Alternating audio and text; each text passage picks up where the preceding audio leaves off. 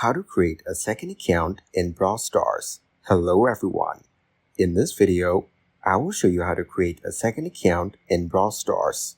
First, open the Brawl Stars app on your mobile phone. Then, tap on the three lines shown at the top right corner.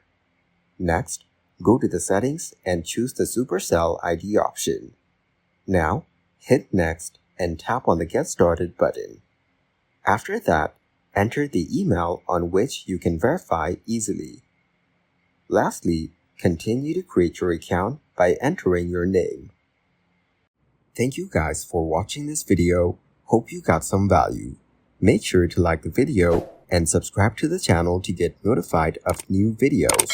See you in the next one.